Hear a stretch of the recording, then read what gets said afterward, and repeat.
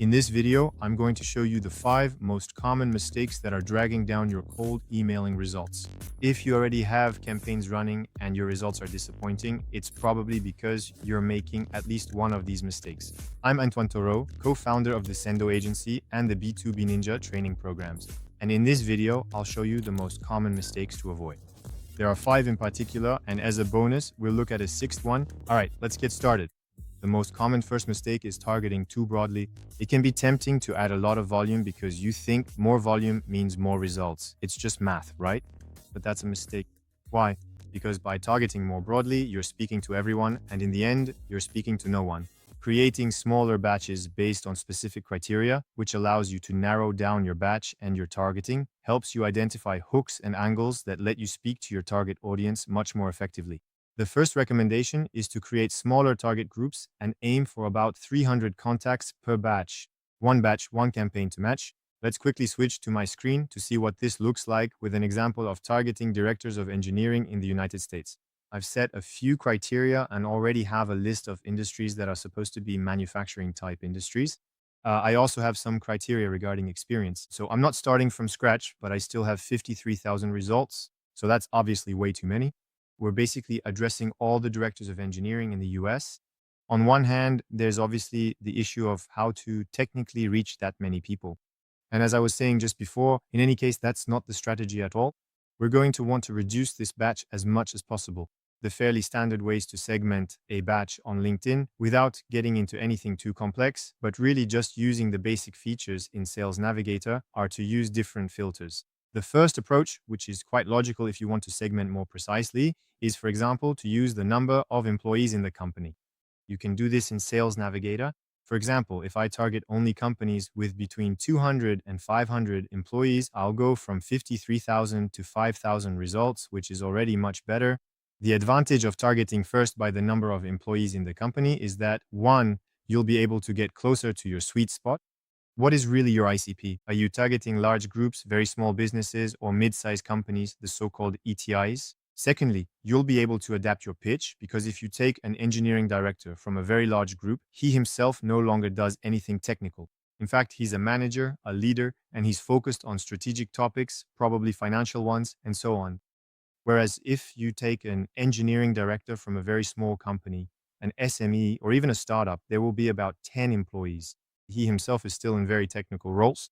He probably doesn't have the same issues, so that's important. The third reason why using this breakdown by number of employees is already a very good way to segment is that you'll be able to include client references in your copywriting that are consistent. For example, if you're targeting large corporations and you've signed 1 or 2 big name clients from large groups, you'll be able to highlight them. Of course, you can use big names as reassurance for almost any campaign, but the idea is to show that you are going to work with or are already working with similar companies. A second fairly obvious and easy way to segment on Sales Navigator is to use the sector or industry. So here, you see, if I start by removing everything I previously said and then fill it in, for example, I select aeronautics and aerospace, we're dealing with a very specific industry with constraints unique to that sector. And so we're following exactly the same logic. If I put in aero here, how many do I get? I get 211 results. That's already pretty good. That could be the size of a batch. These are the results I got combined with this company size. If I end up with a result that I consider too small, I can slightly increase my company size to make a slightly larger batch again. But in any case, if we're targeting companies with between 200 and 500 employees in the aeronautics sector, we're already looking at a target group that lets us say, okay, who are we talking to here? We're talking to SMEs that are probably suppliers in the value chain of the aeronautics and space industry, which allows us to tailor our message.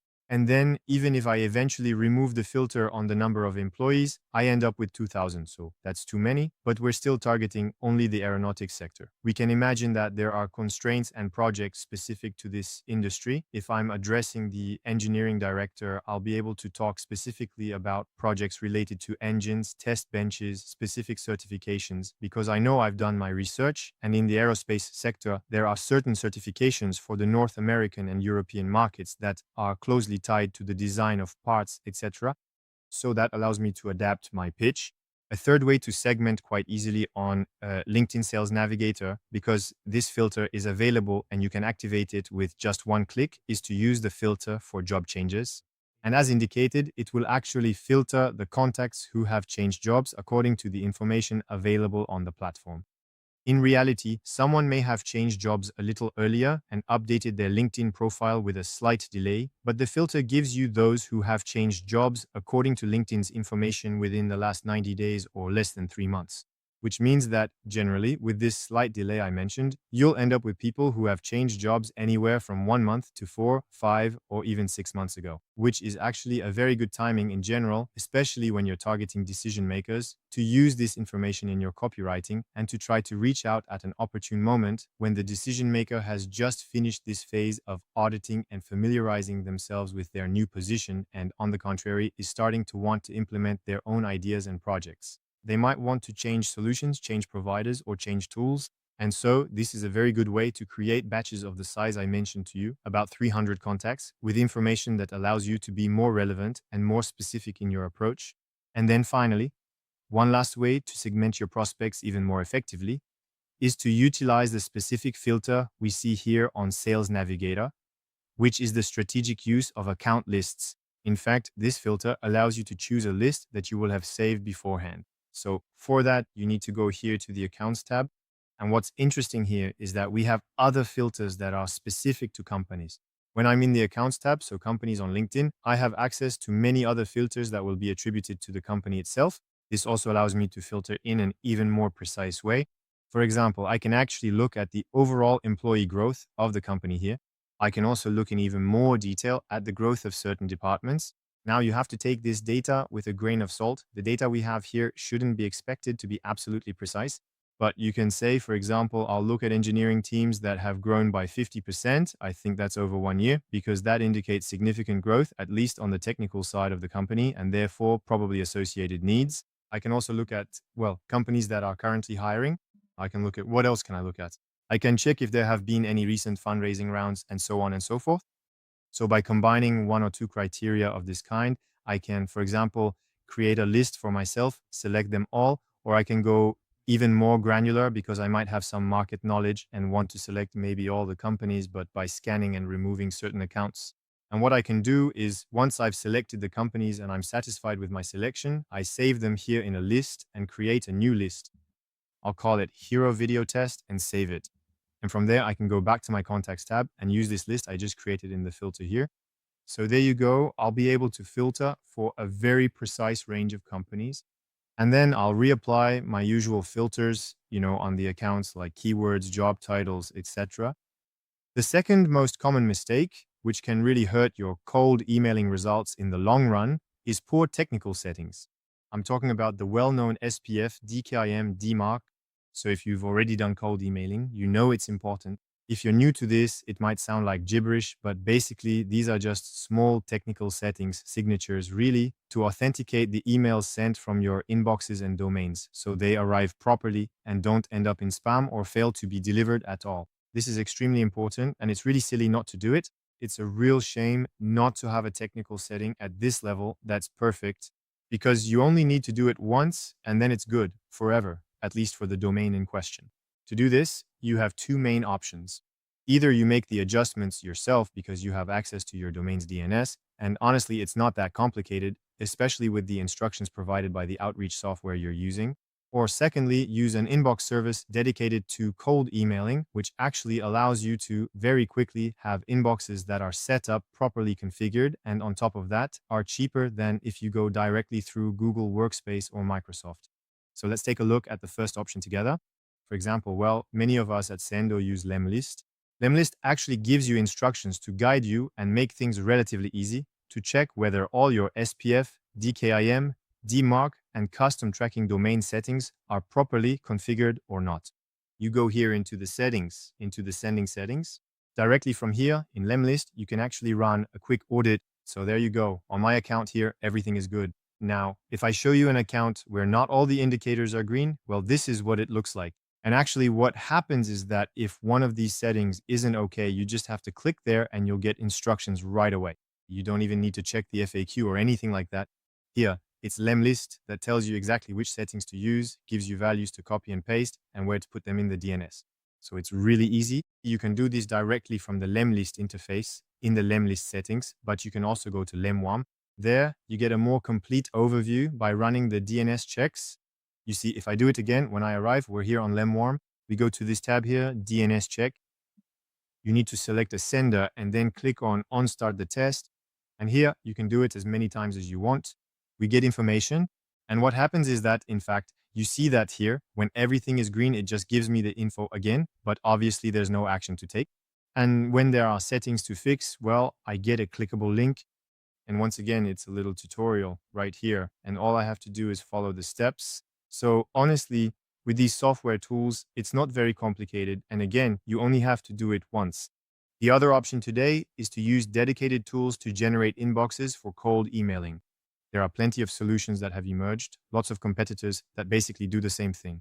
Three solutions that I like and can recommend to you are the following. So they are Mailpool, Maildoso, and Outreach Today. So basically, they all do pretty much the same thing, which is to offer you the option to buy inboxes, either Google, Microsoft, or neither, but with their own technical setup, and actually provide you with inboxes that are completely ready to use with all those settings we talked about earlier. So you don't have to worry about configuring anything because everything will be perfectly set up from the start. And in addition, the second advantage is that the inboxes they offer are generally much cheaper than if you were to source them directly without any privileged access from Google Workspace or Microsoft. Overall, the inboxes are going to be about half the price. And as I was saying, in just a few minutes, they're already set up for you and you can use them right away. And then you need to start the warm up process on them. They are not necessarily warmed up, even though these solutions also have integrated warm up options. And some will even offer you the option to buy inboxes that are already warmed up and that you can use from day one, but that's not always the best option. Afterwards, you should know that Mailpool, for example, offers different options. They offer Google, they offer Microsoft, and they offer their own SMTP and their own infrastructure. I believe that's also the case for Outreach Today. And Mail2SO, they don't offer Google or Microsoft. They really only have their own infrastructure, but they are experts. And in any case, that's their promise when it comes to technical settings, monitoring domains, and IPs to offer their clients excellent deliverability, no matter which service provider you're sending to. The third common mistake is having and allowing a bounce rate that's too high on your campaigns. On the one hand, you're not delivering to those emails that bounce, of course, but the big issue is that if this bounce rate gets too high, once again, you're going to hurt your deliverability. And overall, it's all of your emails that might end up not reaching the inbox, so no one will really see your emails anymore. So for that, you really need to pay attention to your list and to how you regularly clean your email database. In fact, no matter how you obtained an email address that you use for cold emailing, whether it comes from your own list, your CRM, your newsletter, from an enrichment tool you used after scraping contacts from LinkedIn or elsewhere, or even, which I don't recommend, because you bought a list. In any case, you absolutely must use an email verification service. These are services like Zero Bounce, Bouncer, and so on. Ideally, you should run these verifications right before sending your email. That means you can't afford to run this verification on a huge batch and then, because you don't have the sending capacity, end up with some emails being sent out months later. It's pointless. You need to get the verification step as close as possible to the actual sending step to minimize the bounce rate. One last thing is the so-called catch-alls you may have heard about. These are emails that technically are set up in such a way that these verification tools can't, or at least until quite recently couldn't, determine whether they're valid or not. So traditionally, they're tagged as catch-all. There's uncertainty about their validity. From then on, as a cold outreach marketer, we had two options.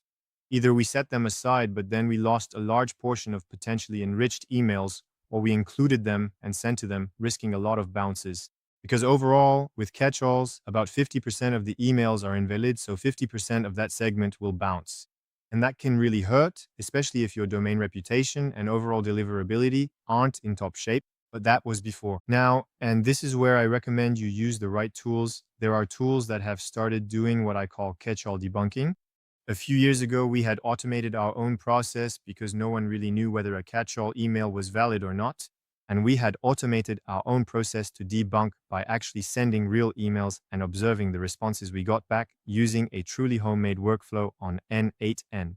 Today, the good news is that there are many tools that are starting to offer this feature, so we no longer need to do something quite complex internally. And that's why I'm showing you a few tools. The first one is Better Contact. This is a cascading enrichment software, which is a very good solution and now includes verification.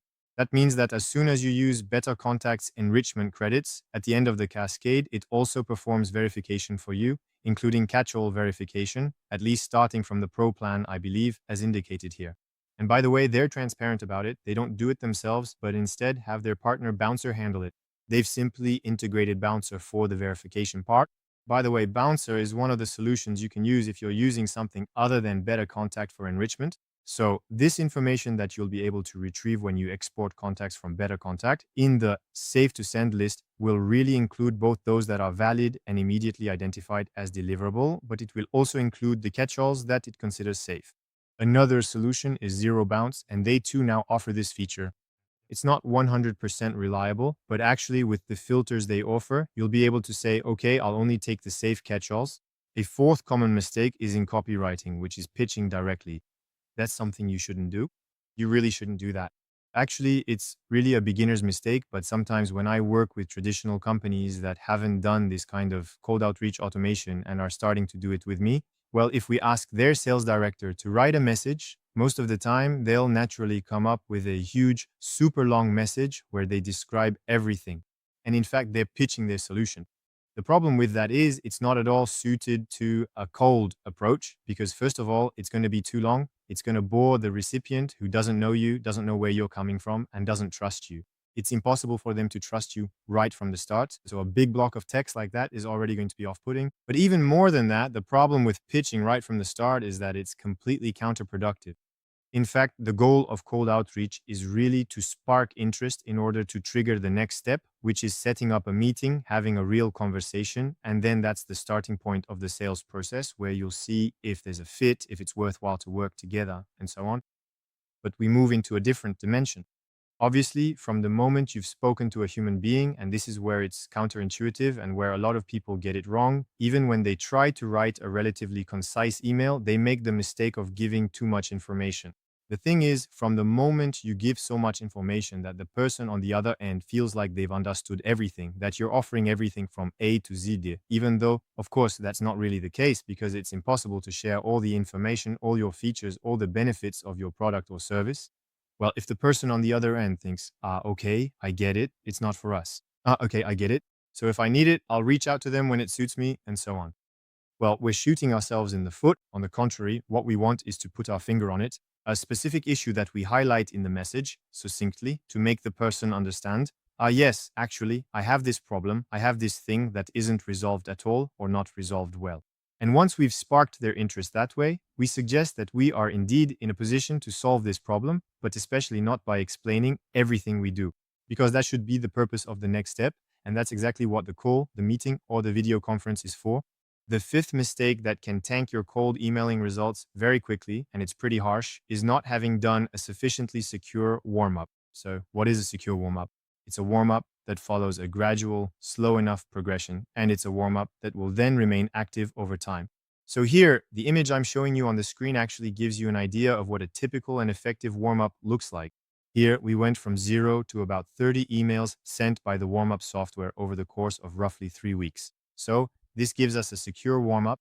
As you can see, there are a few red dots. There are indeed a few emails that ended up in spam, but they were, so to speak, rescued by the warm-up software, which in this case is Lemwarm. You can see on the graph below how the replies are managed, both those that are delivered successfully and those that end up in spam. And we can also see that there are a few more that go to spam at the beginning because we're dealing with a domain that's less than 14 days old. But after that, there are fewer and fewer. And overall, yes, there is some red, but that's totally fine. Here, this actually gives us a deliverability score, all other things being equal. That is very good. And as promised, a sixth bonus mistake. It's not a mistake in the same sense as the others, but in my opinion, it's a mistake not to use this resource in 2025 and beyond. That is, not using AI. Because AI in call outreach now allows you to do things that were previously impossible, and quite quickly, it's going to become the norm. And if you deprive yourself of these resources, well, your results will probably start to deteriorate significantly over time. So what does AI allow you to do today?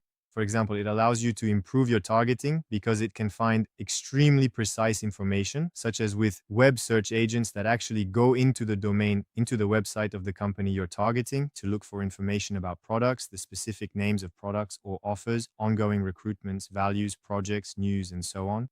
So already in terms of preparing your batches and targeting, it's pretty exceptional.